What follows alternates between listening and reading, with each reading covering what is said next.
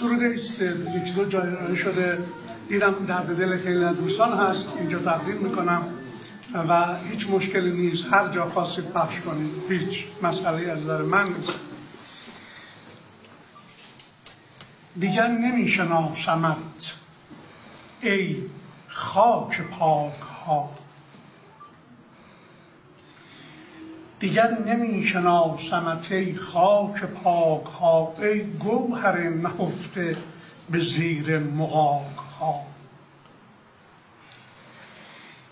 دیگر نمیشناسمت ای خاک پرغرور، ای خاستگاه نادترین قصه های نور. اینجا کجاست؟ خاک غمستان تازی است. این غمکده همان وطن سرفرازی است.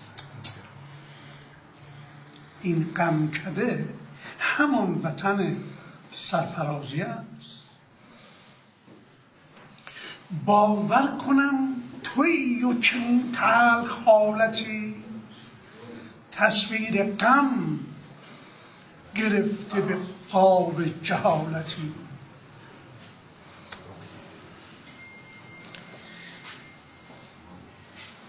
این شعله پلید مخدر ز خاک توست،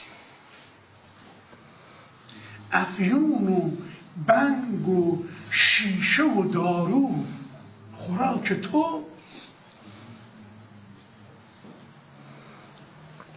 روییده از تو جنگل خونبار دارها، روییده از تو جنگل خونبار دارها، کفتارها نشسته کنار مزارها.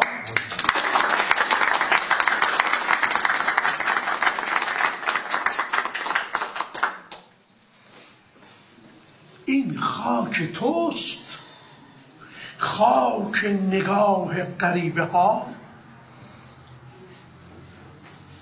در منجلاب عقد موقت حبیبه ها. دیگر نمیشناسمت ای خاک پاک ها، زان سوی گور خالی و رنگین پلاک ها یا خونین پلاک ها. باور کنم که جام جمت را ربوده اند، در خیمه های جهل جوانان غنوده اند. این بانگ مرگ بر همه عالم شعار توست، نفرین مرگ جلوگه اقتدار توست. باور کنم که همدل اهریمنان شدی، با شعر مرگ دشمن جان جهان شدی.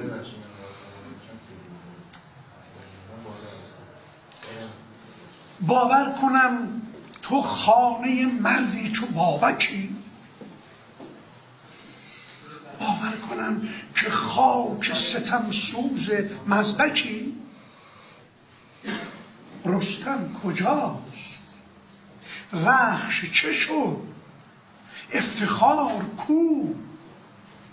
آن نعره های غیرت ایران مدار کو؟ باور کنم ز داد و دهش دور گشته ای، تزویرگر سرای زر و زور گشته ای. باور کنم فرار غم انگیز عشق را، مرگ بهار و دیدن پاییز عشق را.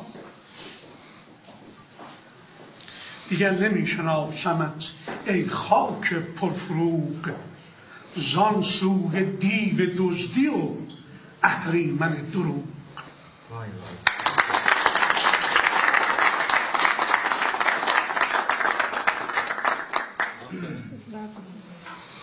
دیگر نمیشناسمت ای خاک پرفروغ، زان سوی دیو دزدی و اهریمن دروغ. این منجلاب فقر همان خاک کوروش است، این خیل تنفروش تبار سیاوش است.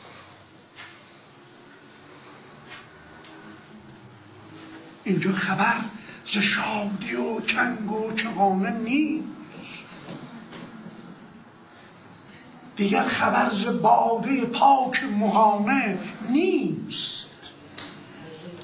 واعظ فراز منبر وهم و جهالت است، قاضی اجیر حاکم و دور از عدالت.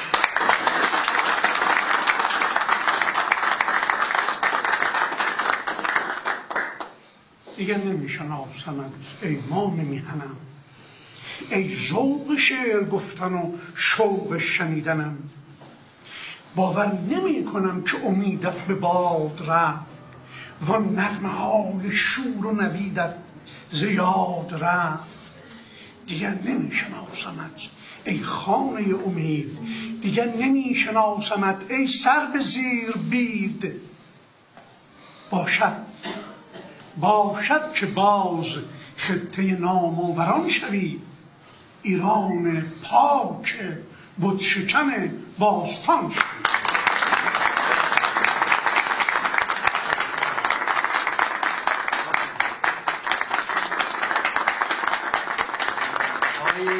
دکتر باتکوبی اگر توسط اون دوتا جوان نتونستن پاسارگاد برن، ولی شعر رو که میخواستن توی پاسارگاد بخونن اینجا برای ما خوندن. آفرین به شما. واقعا میگم این طبع شعر یک امانتی است، یک ودیعه‌ای است در اختیار شعرا. برخی اون شعر رو میبرن میریزن به پای جماعتی و کاسبی میکنن. یک انسان درستی، یک وطن دوستی مثل آقای دکتر به خاطر همین شعرها زندان میرن و آسیب میبینن.